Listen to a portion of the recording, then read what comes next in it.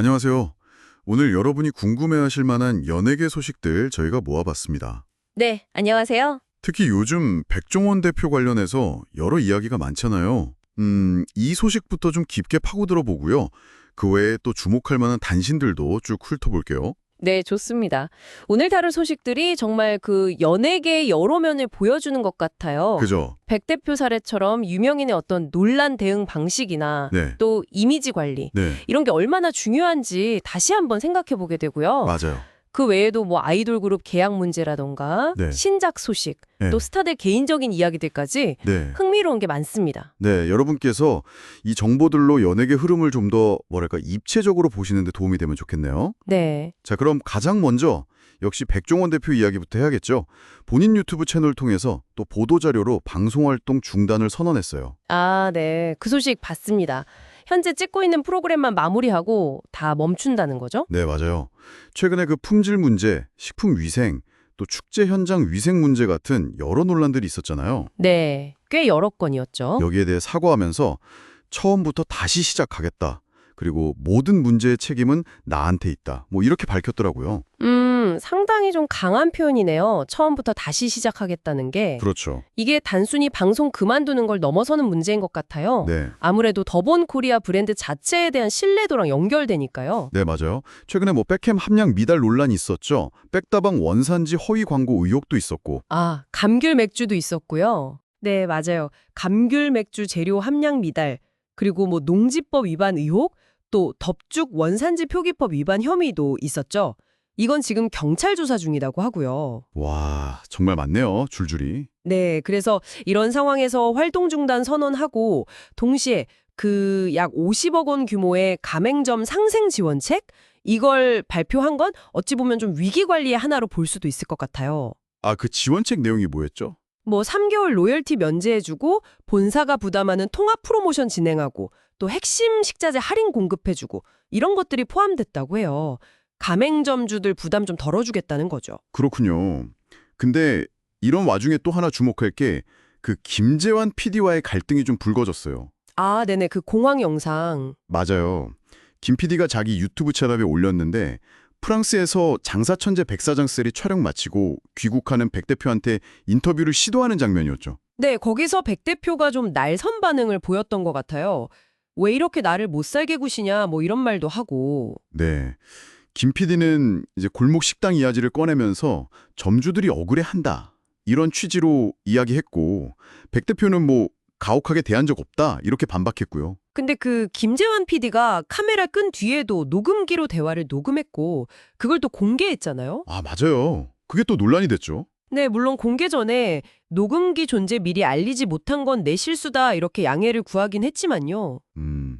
그 녹음 내용에는 어떤 게 있었나요? 뭐 백 대표가 카메라 없이 단둘이 만나자 이렇게 제안하는 내용도 있었고 실제로 두 사람이 한 4시간 반 정도 만났다고 하더라고요. 와, 꽤 오래 이야기했네요. 네. 근데 김 PD는 과거에 백 대표가 마이리틀 텔레비전 나올 때 작가팀이나 촬영팀을 직접 지정했다. 이런 게 갑질 아니냐 이렇게 주장하면서 앞으로 촬영 현장에서 백 대표와 문제 발언이 있으면 녹음 파일을 받아서 공개하겠다. 이렇게 경고까지 했어요. 이야, 이게 좀 심상치 않네요. 그렇죠. 특히 그 김재원 PD가 과거에 맛집 프로그램의 실상을 고발했던 다큐멘터리 트루마쇼 감독이라는 점도 좀 이 상황을 더 복잡하게 만드는 것 같아요. 그렇군요. 백 대표를 둘러싼 상황이 정말 여러 갈래로 얽혀 있는 것 같습니다. 네, 맞아요. 앞으로 어떻게 전개될지 좀 지켜봐야 할 것 같아요. 네. 자, 그럼 이제 다른 연예계 소식들로 좀 넘어가 볼까요? 눈에 띄는 소식들 좀 짚어주시죠. 네, 우선 아이돌 그룹 소식인데요. 걸그룹 오마이걸 벌써 데뷔 10주년이래요. 와, 벌써 그렇게 됐나요? 네, 근데 멤버들 거취에 좀 변화가 생겼습니다. 효정, 미미, 승희, 유빈 4명은 재계약을 했는데 유아 씨랑 아린 씨는 소속사를 떠나기로 했대요. 아, 정말요?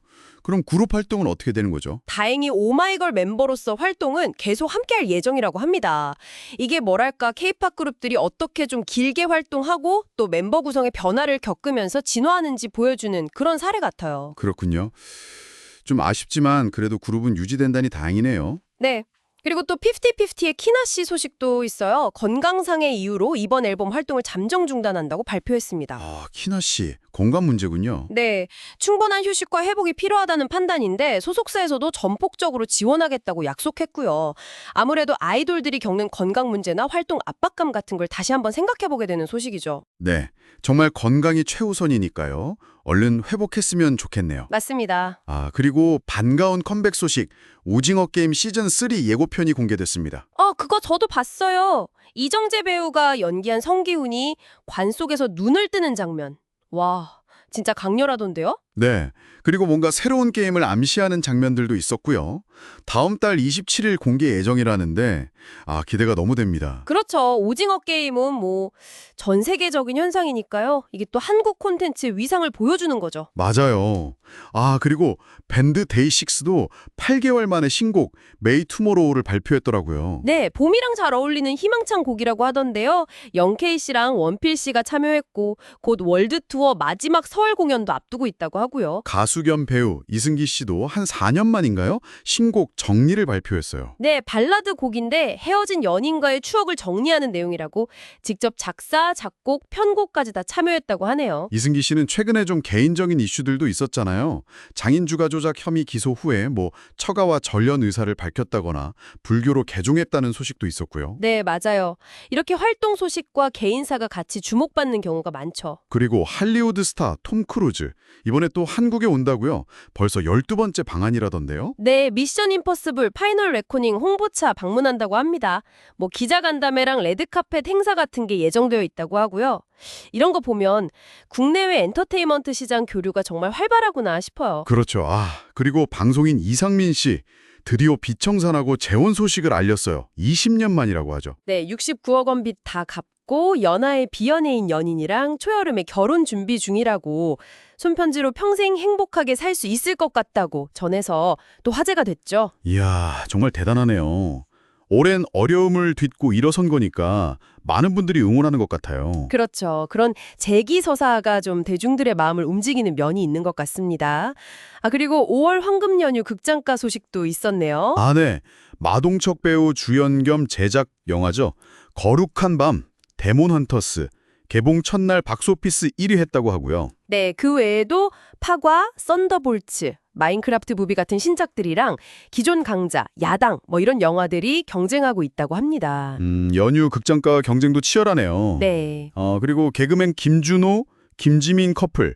유튜브 채널에서 미우새의 통해 공개된 프로포즈 뒷이야기를 전했더라고요. 네. 방송 통해서 해서 비판도 좀 있었지만 본인들은 기록으로 남아서 좋았다 이렇게 이야기했다고 7월 13일에 결혼 예정이고요. 결혼 축하드립니다. 근데 좀 안타까운 소식들도 있어요. 위너 출신 남태현 씨가 마약 집행유예 기관 중에 응주운전으로 입건됐다고요. 네, 면허 취소 수준이었고 사고도 냈는데 다행히 인명피해는 없었다고는 합니다.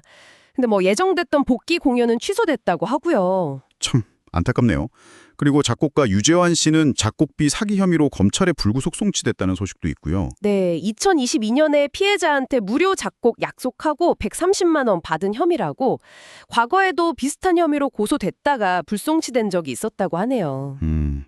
이런 사건들은 정말 연예인의 어떤 법적, 도덕적 문제에 대한 대중의 시선이 얼마나 엄격한지를 다시 한번 보여주는 것 같아요. 그렇죠. 공인으로서 책임감이 더 요구되는 거죠. 그리고 유튜버 침착맨은 옥탑방의 문제아들 나와서 수익 대부분을 주식 투자로 잃었다고 밝혔고요.